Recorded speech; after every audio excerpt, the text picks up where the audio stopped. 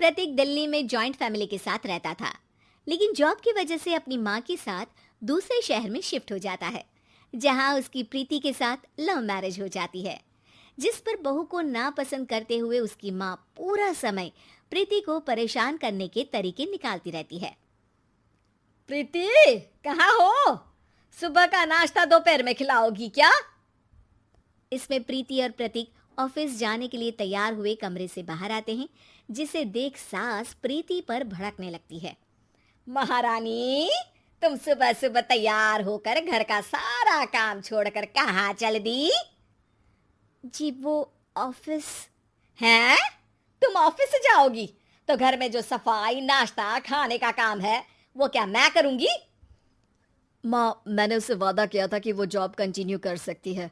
अरे वाह जी वाह, दोनों आपस में सलाह कर फैसले ले लिए। मैं क्या यहाँ बेवकूफ बैठी हूँ?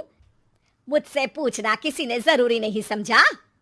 मम्मी, आप फिक्र ना करें, मैं आज ही रेजिग्नेशन दे दूंगी।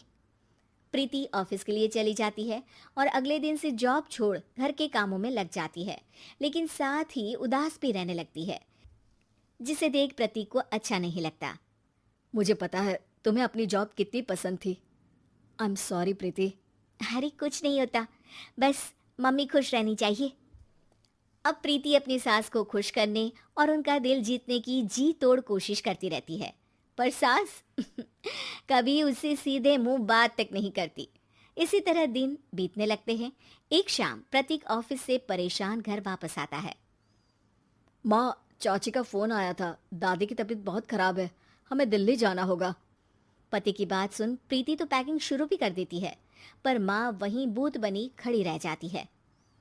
लगता है मम्मी अपनी सास से बहुत प्यार करती हैं, तभी उनके बीमार होने की खबर सुन शॉक में आ गई। ये प्यार नहीं, परेशानी है। तुम तो ऐसे सोचो कि अब से जब तक दिल्ली में हो तुम्हारे अच्छे दिन शुरू। अच्छा, ऐसा क्या है दिल्ली में? वो तुम्हें कुछ ही घंटों में पता चल जाएगा। सास के रिएक्शन और पति की बात से कंफ्यूज्ड प्रीति दोबारा पैकिंग में लग जाती है, जिसके बाद कुछ घंटों का सफर तय कर तीनों दिल्ली पहुंच जाते हैं, जहां घर के अंदर पहुंचते ही लोगों की भीड़ देख प्रीति परेशान हो जाती है। हे भगवान, इतनी भीड़! प्रतीक, कहीं तुम्हारी दादी को कुछ हो तो नहीं गया ना? पागल, ये भीड़ नहीं, मेरा परिवार है। क्या? इसे तुम परिवार कहते हो?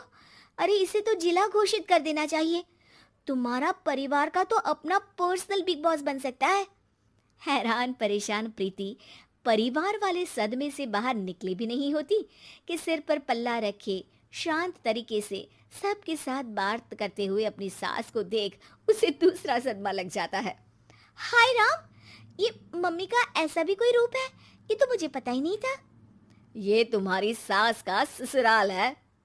तभी प्रतीक की बहन बोल पड़ती है, यहाँ आपको ऐसी ऐसी चीजें देखने मिलेंगी जो सपने में भी सोची नहीं होंगी। हाँ, ये कुछ दिन तो बहुत इंटरेस्टिंग लग रहा है। सब एक साथ दादी के कमरे में जाते हैं, जहाँ पहुंचते ही उसे दादी की आवाज सुनाई देती है। क्यों रे, सास से मिलने की फुर्सत मिल गई? दूसरे शहर जाकर छूट क्या मिली? तुम तो भटकता पंछी बन गई। इतने समय में ये तक नहीं पूछा कि जिंदा भी हूं या मर गई। प्रीति की सास अपनी सास के पैर छूती है। अरे कैसी बात कर रही है मम्मी, आपको तो मेरी उम्र भी लग जाए। अरे बस कर, ये झूठी उम्र देने वाली बातों का दिखावा ना कर। तेरा बस चले ना तो जो मेरी बची कुची जिंदगी है वो भी अभी खत्म कर दे। अरे बहू कहाँ है? इस पर सास प्रीति को दादी से मिलवाती है। दादी प्रीति को बहुत प्यार देती है।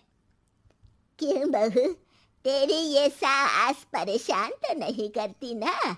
अगर करती है तो अभी बता दे, मैं इसकी क्लास लगा दूंगी। अरे कैसी बात कर रही है माँ जी, भला मैं क्यों किसी को परेशान करूंगी। प्रीति अपनी सास का ये रूप एंजॉय कर ही रही होती है कि तभी चाची वहां आकर प्रीति को अपने साथ ले जाती है।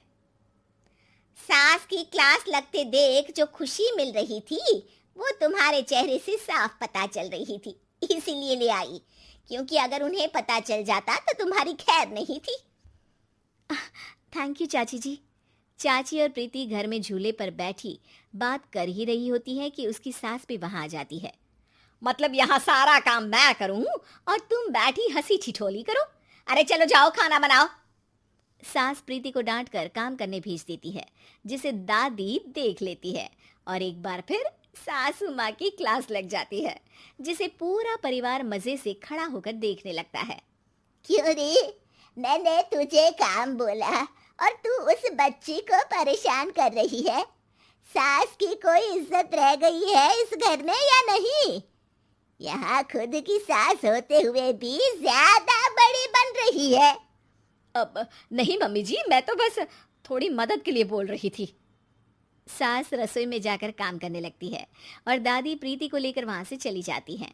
इसी तरह एक हफ्ता बीत जाता है, जिसमें दादी अपनी बहू को डर, इज्जत और प्यार का फर्क समझाती रहती है और प्रीति उसका मजा लेती है। वापस जाते हुए दादी प्रीति और उसकी सास दोनों को अपने पास बुलाती है।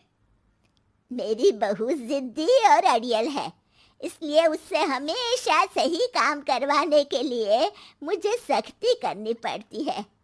लेकिन तुम्हारी बहू अच्छी है। तेरी खुशी के लिए वो अपनी जॉब और सपने भी छोड़कर घर में बैठी है। अपनी बहू के साथ प्यार से रहो। और प्रीति, अगर अभी भी तुम्हारी सास परेशान करे ना, तो फिर तुम्हें पता चल ही गया है कि शिकायत कहाँ करनी है। जी, अपनी सास की ससुराल में उनकी सासू माँ के पास।